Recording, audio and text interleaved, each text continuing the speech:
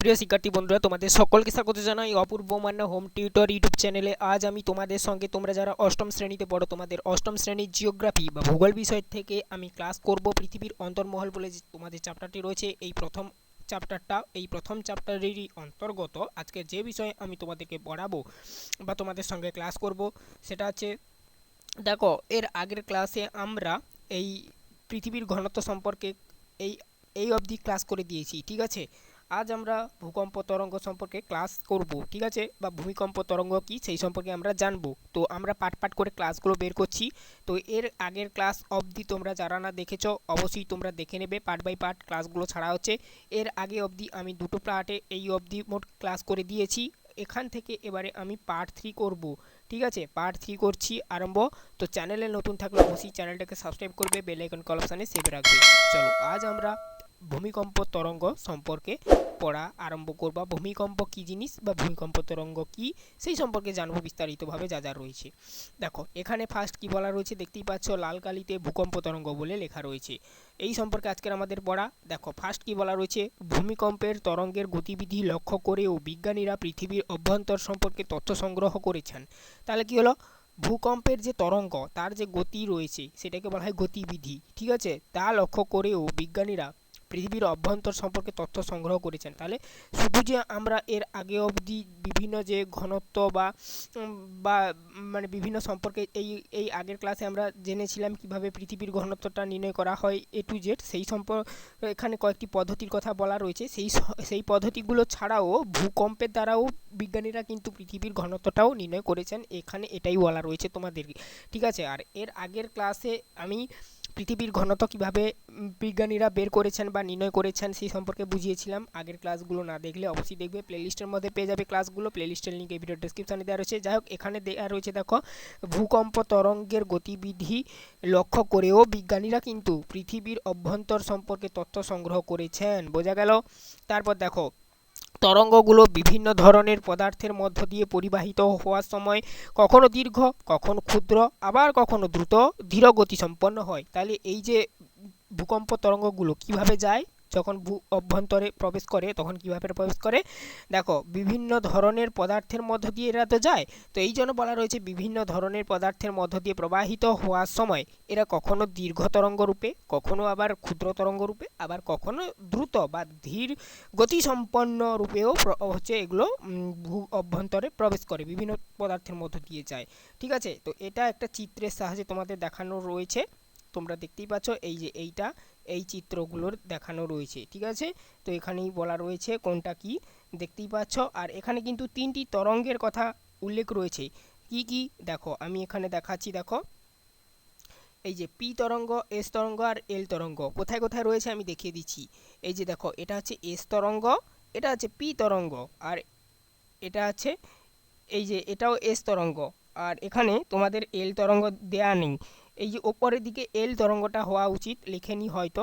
তো যাই হোক, এগুলোর নাম রয়েছে। আবার পি তরঙ্গকে বলা হয় প্রাইমারি ওয়েভ, এস তরঙ্গকে বলা হয় সেকেন্ডারি ওয়েভ, আর এল তরঙ্গকে বলা হয় লার্জ ওয়েভ বা হচ্ছে সর্বশেষ যে মানে ভূমিকম্পের যে এটা মানে সেটাকে বলা হয় লার্জ ওয়েভ, ঠিক আছে, তো বড় যে তরঙ্গ।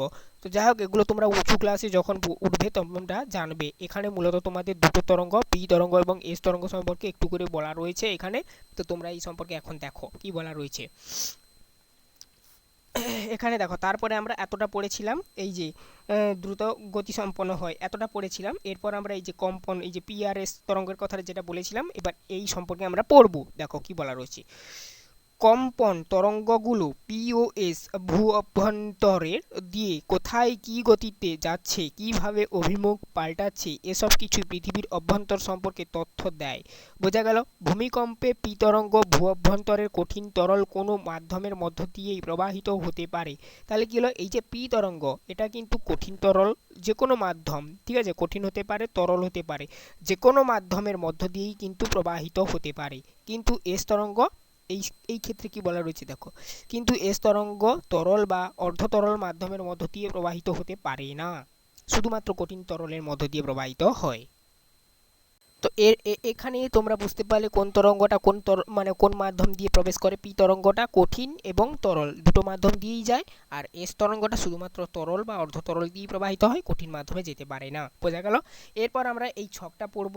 দেখো এই ছকটা কি বলা রয়েছে এখানে। দেখো, পেঁয়াজের খোসা ছাড়ালে যেরকম স্তরবিন্যাস দেখা যায়, পৃথিবীর অন্দরমহলটাও অনেকটা সেরকম বিভিন্ন ঘনত্ব ও বৈশিষ্ট্যের স্তরে বিভক্তিত। বোঝা গেল? এই যে পৃথিবীর যে অন্দরমহল, ঠিক আছে, এখানে দেখো একটা গোলাপি কালারের চিত্র দেওয়া আছে। এটা কিন্তু বিভিন্ন স্তরে বিভক্তিত। যেমন পেঁয়াজের মধ্যে স্তর দেখা যায়, সেই স্তরের মতন এখানেও এই স্তরগুলো দেখা যায়, এটাই বলা রয়েছে। এগুলো আমি যখন প্রশ্ন উত্তরের ক্লাস নিয়ে আসবো, এই চ্যাপ্টারটা কমপ্লিট হওয়ার পর প্রথম অধ্যায়, তো তোমরা ওখানে প্রশ্নগুলো জানতে পারবে। বোঝা গেল? তার জন্য চ্যানেলটাকে সাবস্ক্রাইব করতে হবে, বেল আইকন অপশনে সেভ রাখতে হবে। আর তোমরা আমার চ্যানেলে কলেজ পর্যন্ত ভূগোল বিষয়ে সমস্ত ক্লাস পাবে। অবশ্যই তোমরা আজ থেকে চ্যানেলটাকে সাবস্ক্রাইব করে রাখবে। যারা নতুন তাদেরকে বলছি, তোমরা যারা ছোট রয়েছো, ঠিক আছে, কলেজ পর্যন্ত তোমরা যারা পড়াশোনা করবে, বড় হবে, তাদেরকে বললাম। তো সবাইকেই বলছি, ঠিক আছে, সবাই আশা করি পড়াশোনা করবে। আবার কেউ হয়তো মাঝপথে অনেকেই আছো, বাড়ির অবস্থা বা কোনো কিছু কারণের জন্য পড়াশোনা ড্রপ দিয়েও দিতে পারো, সে উদ্দেশ্যটা আলাদা। কিন্তু আমাদের চ্যানেলে তোমরা কলেজ পর্যন্ত সমস্ত বিষয়ের ক্লাস পাবে, এটাই বলা রইল। তো দেখো, বর্তমানে পৃথিবীর অভ্যন্তর সম্পর্কে জানতে ভূমিকম্প তরঙ্গের গতিবিধি খুব সহজ সাহায্য করছে। আচ্ছা, এরপর আমরা যেটা দেখব বর্তমানে, এখান থেকে দেখো পরের পেজে, পেজ নাম্বার 6, দেখো, বর্তমানে পৃথিবীর অভ্যন্তর সম্পর্কে জানতে ভূমিকম্প তরঙ্গের গতিবিধি খুব সাহায্য করছে। তাহলে আমাদের যে বর্তমানে পৃথিবীর অভ্যন্তর সম্পর্কে যে ধারণা, সেই ধারণা নিতে কিন্তু এই ভূমিকম্পটা খুবই সাহায্য করছে, এটাই বলা রয়েছে। ভূমিকম্প তরঙ্গ ও আগ্নেয়গিরির জ্বালামুখ থেকে বেরোনো লাভা পর্যবেক্ষণ করে বিজ্ঞানীরা পৃথিবীর অভ্যন্তরকে প্রধানত 3টি স্তরের সন্ধান করেছেন, মানে বা ধারণা পেয়েছেন, যাই বলুন কেন। তাহলে কি হলো, ভূ অভ্যন্তর থেকে আর কি যে লাভা বের হচ্ছে, এবং যে আগ্নেয়গিরির জ্বালামুখ থেকে মানে লাভা বের হচ্ছে, এবং ভূমিকম্প তরঙ্গ যে হচ্ছে, সেই তরঙ্গ এবং আগ্নেয়গিরির জ্বালামুখ থেকে যে লাভা বের হচ্ছে, সেই লাভাকে পরীক্ষা করি দুটো জিনিস, ভূমিকম্প এবং আগ্নেয়গিরির মানে উদ্গীরণের বা জ্বালামুখ, যার কেন সেই জ্বালামুখ থেকে যে লাভাটা বের হচ্ছে, সেই লাভা এবং ভূমিকম্প তরঙ্গ, দুটো জিনিসকে পরীক্ষা করেই কিন্তু বিজ্ঞানীরা পৃথিবীর 3টি স্তরের সন্ধান পেয়েছেন এখনো পর্যন্ত। ঠিক আছে, একবারে ওপরের আছে ভূত্বক। তাহলে একবারে ওপরে 3টি স্তরের মধ্যে ওপরে কে আছে? এক নম্বরে আছে ভূত্বক, যাকে বলা হয় ক্রাস্ট, CRUST। স্পেলিংগুলো একটু দেখে রাখবে, তোমাদের ইংলিশ এতটা ইম্পর্টেন্ট নয়, তবুও পড়ার জন্য আমি পড়াচ্ছি যখন, তোমাদের পড়িয়ে দিচ্ছি। ঠিক আছে, প্রথম স্তরটার নাম কি? প্রথম স্তরটার নাম ক্রাস্ট। 3টি স্তরের মধ্যে প্রথম স্তর ক্রাস্ট বা ভূত্বক। তোমরা ভূত্বক বাংলায় সহজভাবে জেনে রাখো, ইংলিশ জানতে হবে না এখন তোমাদের। তারপরে দেখো, ভূত্বকের নিচে আছে গুরুমণ্ডল। তাহলে দ্বিতীয় নম্বর যে স্তরটা, সেটার নাম কি? গুরুমণ্ডল, মানে ভূত্বকের নিচে গুরুমণ্ডল। ঠিক আছে, তারপর দেখো তার নিচে আবার কে রয়েছে, দেখো এই জন্য বলা রয়েছে, দেখো আর একেবারে নিচে বা পৃথিবীর কেন্দ্রের চারিদিকে অবস্থান করছে কেন্দ্রমণ্ডল, বা যেটাকে ইংলিশে বলা হয় কোর। আর গুরুমণ্ডলকে বলা হয় ইংলিশে মেন্টেল, আর ইংলিশে এটাকে কেন্দ্রমণ্ডলকে বলা হয় কোর। তো এই 3 নাম্বার স্তরের নাম কেন্দ্রমণ্ডল। বোঝা গেল? এই 3টি স্তরেরই সন্ধান পেয়েছে বিজ্ঞানীরা। তো বোঝা গেল, আশা করি তোমাদের বোঝাতে পেরেছি। এই 3টি স্তর সম্পর্কে এবারে তোমাদেরকে একটু একটু করে পড়তে হবে। তো এর পরের দিন আমি নেক্সট ভিডিও ক্লাসে ভূত্বক দিয়ে আলোচনা করা শুরু করব, অর্থাৎ পার্ট 4 ভিডিওতে। ঠিক আছে, এটা আমার পার্ট 3 ভিডিও। পার্ট 2 বা পার্ট 1 যারা না দেখেছো, তো অবশ্যই দেখে নেবে, প্লেলিস্টের মধ্যে সমস্ত ক্লাসগুলো পেয়ে যাবে। এরপরের দিন আমরা পার্ট 4-এ ভূত্বক দিয়ে ক্লাস করা আরম্ভ করব। 3টি স্তর এবারে আমরা একটু একটু করে আলোচনা করা আরম্ভ করব, বা তোমাদেরকে আমি বোঝাবো। ঠিক আছে, তো বন্ধুরা, ক্লাসটা যদি ভালো লাগে অবশ্যই ক্লাসে একটা লাইক করবে, চ্যানেলে নতুন থাকলে অবশ্যই চ্যানেলটাকে সাবস্ক্রাইব করবে, বেল আইকন অপশানে সেভ রাখবে প্রতিনিয়ত ক্লাসগুলো পাওয়ার জন্য।